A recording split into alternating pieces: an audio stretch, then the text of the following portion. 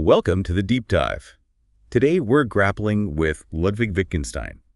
A real philosophical titan, incredibly influential, but also intensely debated, right? Absolutely. He's this unique figure, born into incredible wealth in Vienna, starts in engineering, then pivots hard into logic and philosophy. Yeah, inspired by Frege and Russell. He even studies with Russell at Cambridge. And then his life just takes these wild turns: World War I service, spells as a school teacher, even a gardener and an architect, before eventually heading back to Cambridge. It's quite a path. It really is, and I think that sets up the enigma, doesn't it?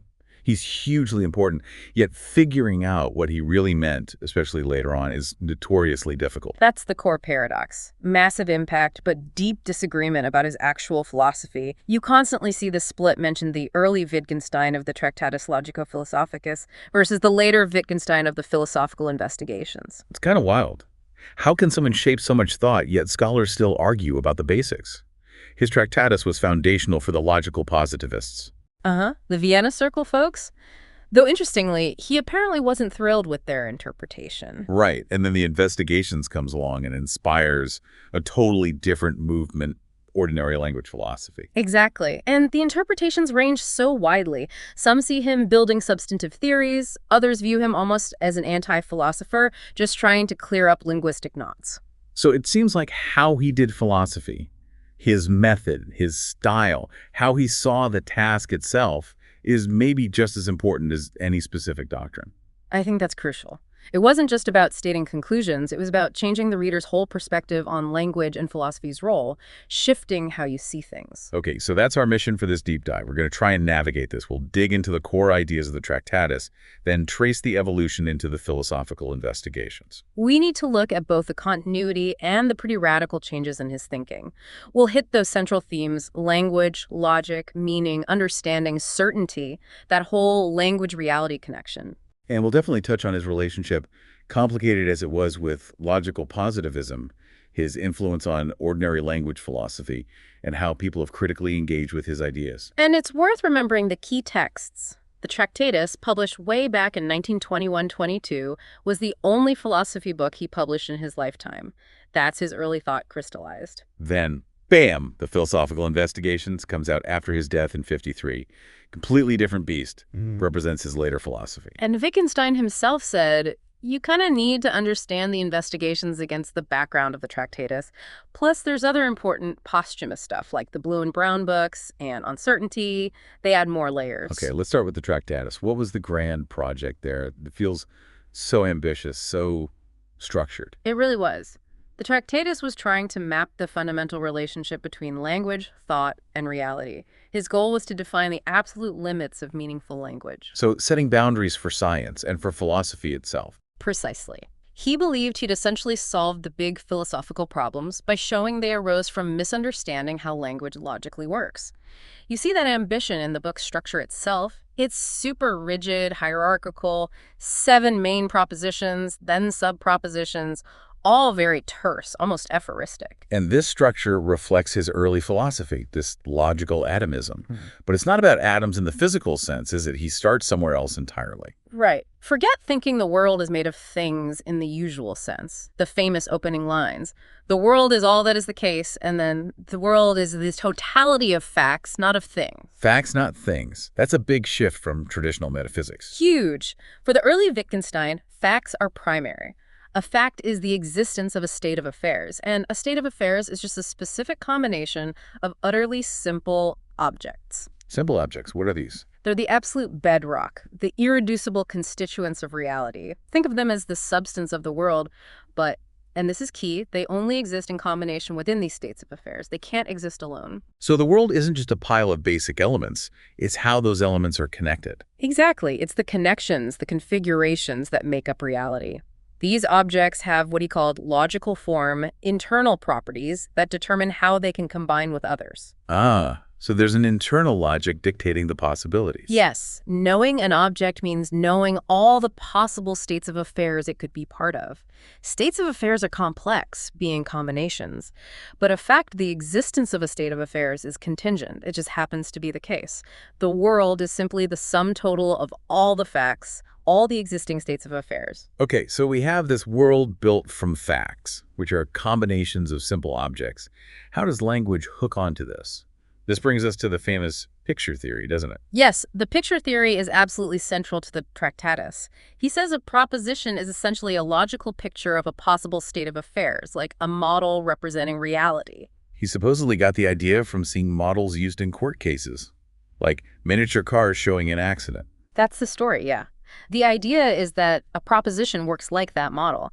It has elements, names, and each name corresponds to an object in the state of affairs being pictured. Okay, so names stand for objects. But it's more than just a list of names, right? Crucially, yes. It's the arrangement of the names in the proposition that mirrors the arrangement of the objects in the state of affairs. There's a shared structure, what he calls pictorial form or logical form. Isomorphism. Exactly, isomorphism. That shared structure is what allows the proposition to picture or represent reality. For a proposition to even make sense, its structure has to conform to this logical possibility, and its names have to actually refer to objects. So basic elementary propositions picture these fundamental states of affairs. And then more complex propositions are just built up from these elementary ones using logical operations like and or not. They're truth functions of the elementary propositions. Right, so language pictures the world. But there's a catch, isn't there? Something about what language can't picture. This is the say-so distinction. Absolutely vital distinction. Propositions say how things are, they assert facts. But in doing so, they show the underlying logical form of reality. The logical structure that makes picturing possible is mirrored in the structure of the proposition itself. Okay, so language shows its own logic. Yes, but here's the kicker. What can be shown cannot be said. You can't use language to describe logical form itself because any attempt to do so would have to presuppose that very form.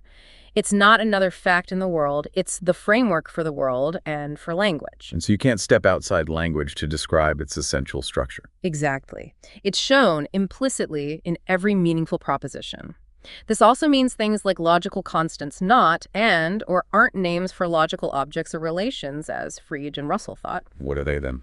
For Wittgenstein in the Tractatus, they're operations, part of the logical syntax. They show how propositions are built up and related truth functionally, but they don't represent any part of the pictured fact. Their role is shown in the structure. Okay, so meaningful language pictures contingent facts.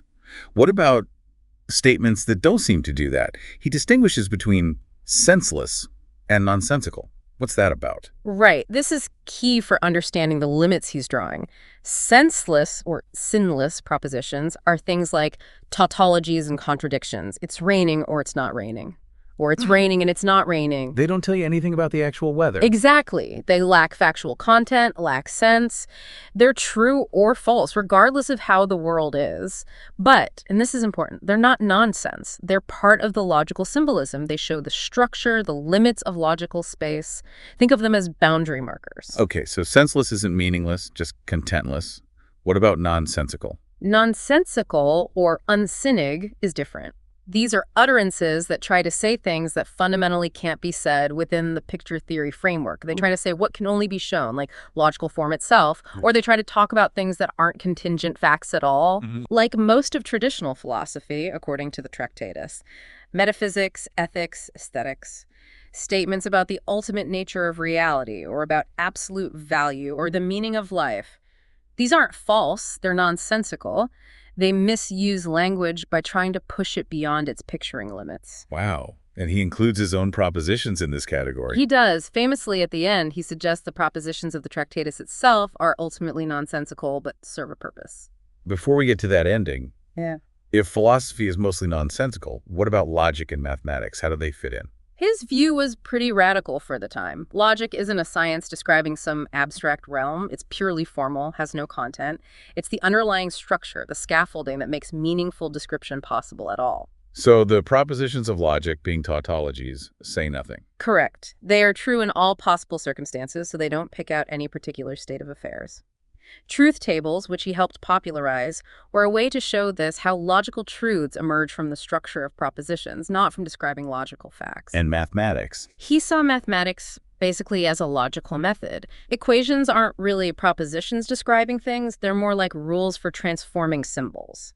Mathematical truths, he thought, could ultimately be shown to be complex tautologies, derived through logical steps. So, like logic, math says nothing about the world itself. Okay, so the realm of the sayable is really tightly constrained to empirical facts. What happens to ethics, aesthetics, metaphysics then? He clearly thinks they're important, but unsayable. Precisely. Given the limits he set, these areas become unsayable. It's not a dismissal, though. He writes things suggesting the unsayable might be the most important aspect of life, but language, structured as it is to picture facts, simply can't express value or how things ought to be. Propositions can express nothing higher. That's the line. Ethics is transcendental. It's not stated in propositions. It's shown maybe in our attitude to the world, how we live. Metaphysical talk about the world as a whole or the self as some kind of entity outside the world is also nonsensical. This leads to the mystical. Yes, das Mystische. Things like the feeling of the world as a limited whole, the sheer fact that the world exists, value, logical form itself. These things can't be put into words. They make themselves manifest. They are shown, which leads to that famous final proposition. What we cannot speak about, we must pass over in silence. Exactly. A powerful, stark conclusion. But then, just before that, there's the ladder metaphor. He says his own book is nonsense. You have to climb up it and then throw it away. How do we make sense of that? It's hugely debated. He says his propositions are elucidations. You use them to understand the limits, and once you see those limits correctly, you realize the propositions themselves were nonsensical attempts to say what can only be shown. Then you throw away the ladder to see the world aright. Okay, so what are the main ways people interpret this ladder? Well, there's the orthodox or standard reading. This view says, okay, the propositions are technically nonsense, according to the book's own criteria, but they're illuminating nonsense. They successfully gesture towards ineffable truths about logic, language, and the limits of thought. The latter helps you reach a kind of silent understanding, even if the latter itself is flawed. It has a therapeutic goal, clearing up philosophical confusion. So nonsense that points beyond itself. Sort of, yeah. But then there's the resolute or new Wittgenstein reading, pushed by people like Cora Diamond and James Conant. They take the nonsense part much more literally. How so? They argue the propositions aren't gesturing at anything profound and unsayable. They are just plain nonsense. Gibberish produced by trying to talk about the logical framework of language as if it were just another set of facts. The therapy isn't about grasping ineffable truths. It's about recognizing that the desire to say such things, the whole philosophical impulse behind the Tractatus, is fundamentally incoherent. So the ladder doesn't get you anywhere. You just realize climbing it was a mistake. In a way, yes. You realize the whole project of trying to state the logical structure from an outside perspective was doomed from the start. The value is in working through it and seeing why it dissolves into nonsense. So either way, the Tractatus isn't really about a set of true statements in the end. It's about the process, the transformation. That seems to be the key takeaway. The book builds this incredibly intricate logical structure, defines sense rigidly, and then pulls the rug out from under itself. It seems designed to make you experience the limits of that kind of philosophical project. It's performative, therapeutic. You work through it, see its power, and then see its self-declared limitations. Which perfectly sets the stage for the philosophical investigations. A complete shift. A massive shift. Published after his death, remember? And the style is utterly different. No more numbered propositions. It's remarks, dialogues, thought experiments. Like an album of sketches, as he put it. And he even says in the preface, you need to see these new thoughts against the backdrop of his old thinking in the Tractatus. Right. He starts right off by critiquing a view of language he finds in Augustine, the idea that words are basically names for objects, and learning language is just linking names to things. Like labeling things. Yeah.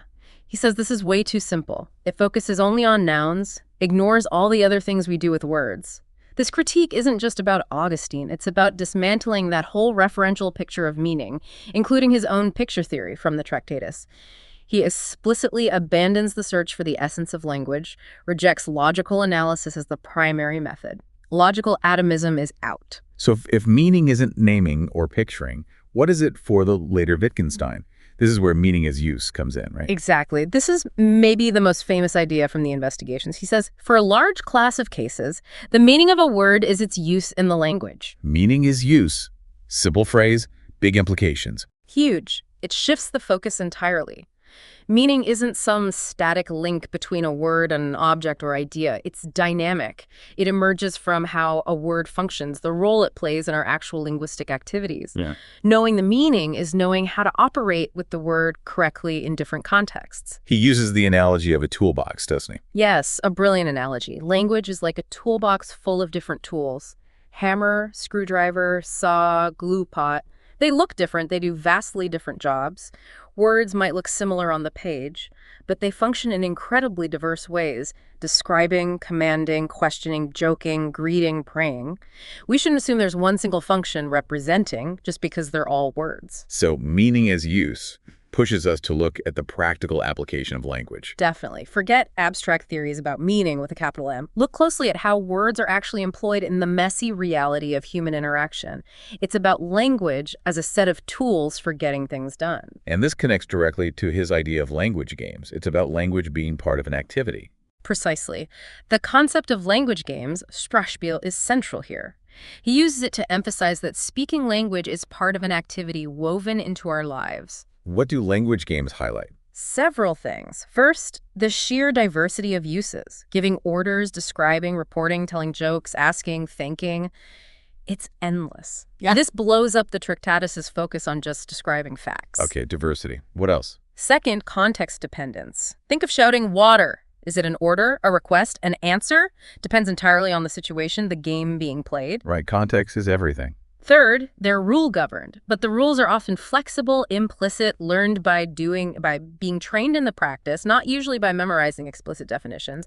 Mastering the technique is key. Not like chess rules, maybe more like rules of etiquette. Sort of. And Yeah. fourth, he uses simple, sometimes primitive language games, like his famous example of builders just using block, slab, pillar, not as models for all language, but to isolate specific features, like the tight link between words and actions. And these games don't happen in a vacuum. They're embedded in forms of life. Exactly. Language games only make sense against the background of a form of life, Lebensform. This is the broader context of our shared human practices, culture, activities, interests, even our natural behaviors. To imagine a language means to imagine a form of life. That's the quote. Our language games are rooted in the way we live, the things we naturally do, the interests we share. This shared life is the bedrock, the given, as he says. It's why we need agreement in judgments rooted in shared practices, not just agreement in definitions. So language is fundamentally social and practical. Deeply embedded in our shared existence. Different cultures might have different forms of life, and thus different language games, different ways language makes sense. So if meaning is use and language is diverse games and forms of life, how do we understand concepts? He throws out the idea of essential definitions with family resemblance. Yes, another key later idea. He asks us to consider the word game. What single feature is common to all games? Board games, card games, ball games, Olympic games. Well, competition, fun, rules, not always. Right. You struggle to find one essential feature shared by absolutely all of them. Instead, Wittgenstein says they're related by a complicated network of similarities overlapping and crisscrossing, like resemblances in a family shared build, features, eye color, gait, but no single feature runs through everyone. So concepts are held together by this web of similarities, not a single core definition. That's the idea. It's a direct challenge to what he saw as philosophy's craving for generality, the constant search for necessary and sufficient conditions for everything. Many concepts just don't work that way. Their unity comes from this family resemblance structure. This rejection of essences seems like it would really complicate things like understanding rules. If there's no single essence, how do we know we're following a rule correctly? He digs into this paradox, doesn't he? Oh, absolutely. The rule-following considerations in the investigations are some of the most challenging and debated parts. He poses this paradox. No course of action could be determined by a rule because every course of action can be made out to accord with the rule. Wait, any action can fit any rule. How does that work? Well, the argument goes, if any action can be interpreted as following the rule, it can also, on some other interpretation, be seen as conflicting with it. So the rule itself doesn't seem to force our hand in a particular way. It leads to this unsettling feeling. How does a rule guide us at all? How is meaning even stable? This sounds like it opens the door to some serious skepticism about meaning. Which brings us to Kripke and Wittgenstein. Exactly. Saul Kripke's interpretation really brought this skeptical problem to the forefront.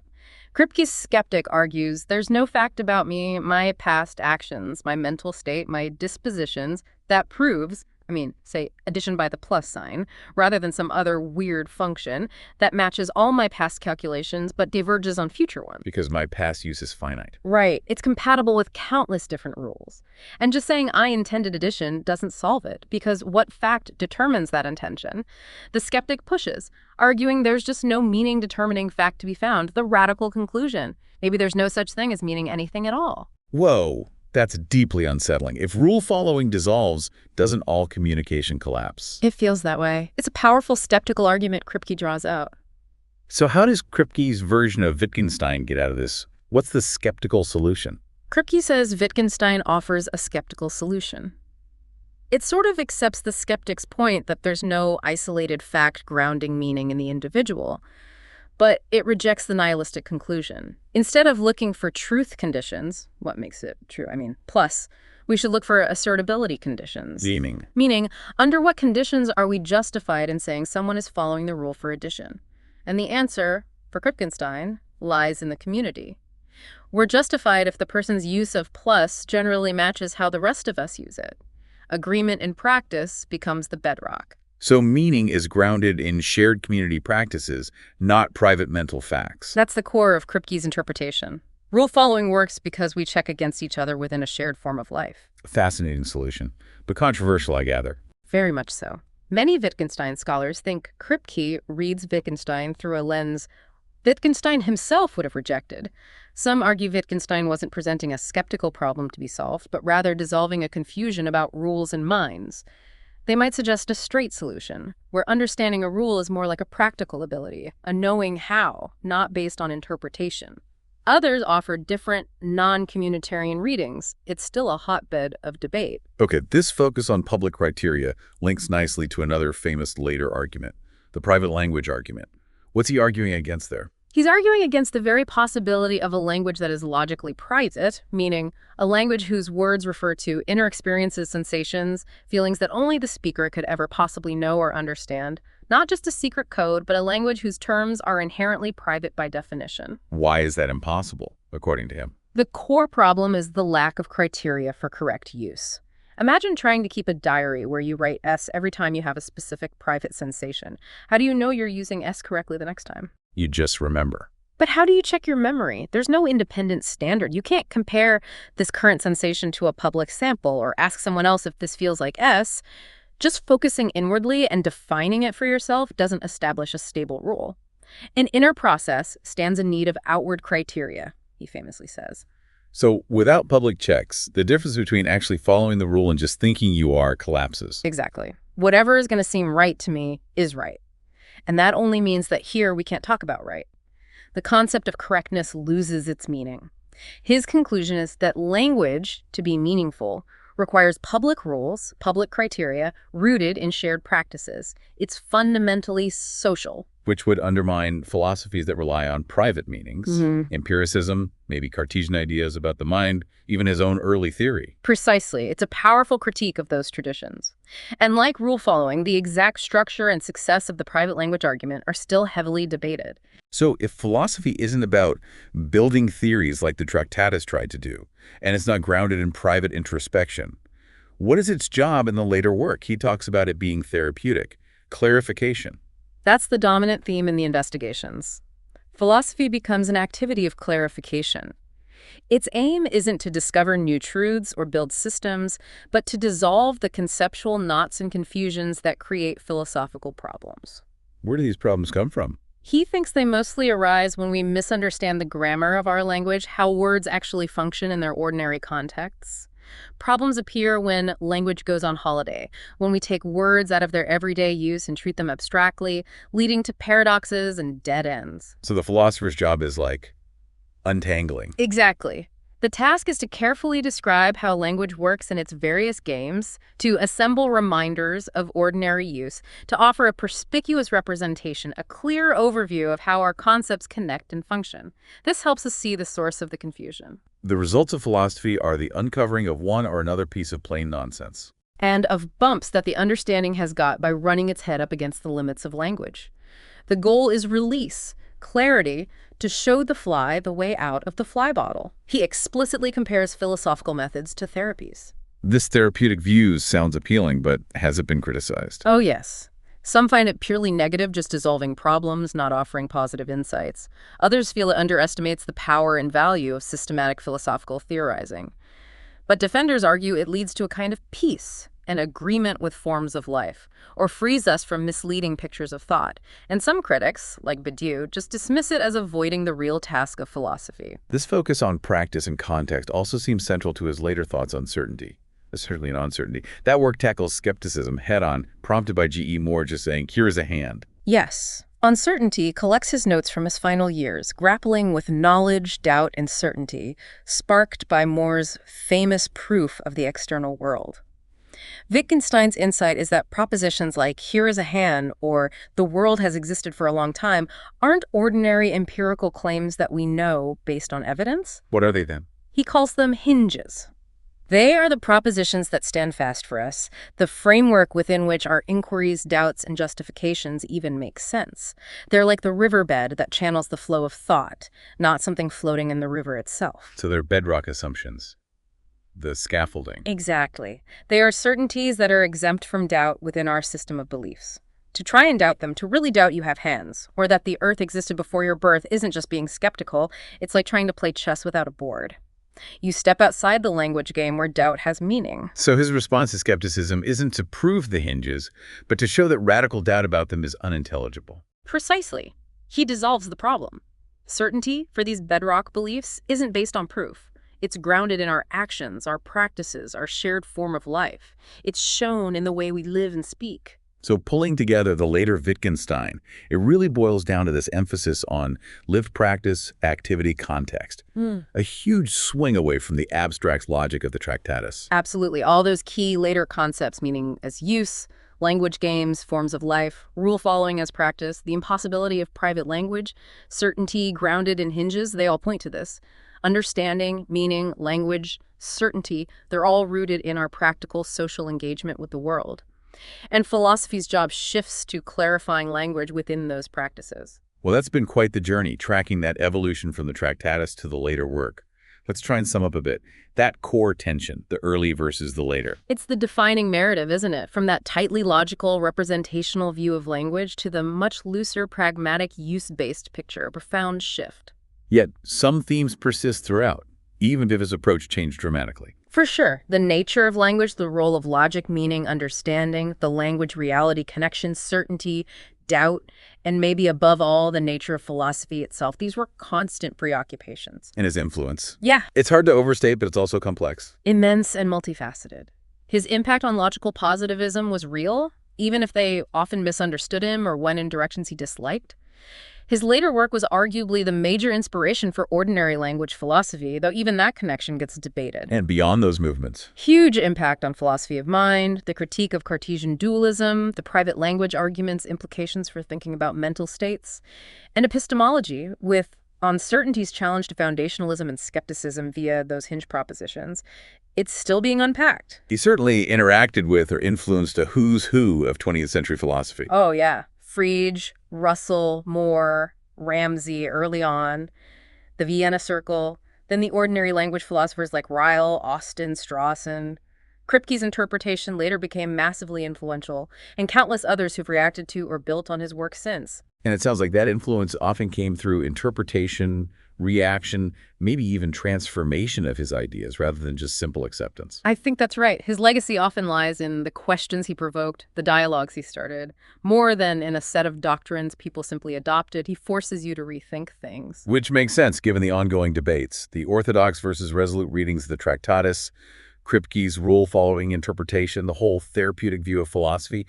These aren't settled issues. Not at all. And we haven't even really touched on the direct criticisms from figures like Russell in his later years, Popper, Gellner, Badiou, concerns about obscurity, about a kind of philosophical quietism that avoids big questions, the limits of focusing so much on language. These critiques are also part of his legacy. So it feels like Wittgenstein's story, his philosophical impact, is still very much unfolding. It's not a closed chapter. Definitely not, especially with so much key work published posthumously and the later philosophy itself emphasizing ongoing clarification over finished systems. His ideas remain challenging, provocative, and deeply relevant to how we think about language, meaning, mind, and what philosophy itself is for. There's always more to explore.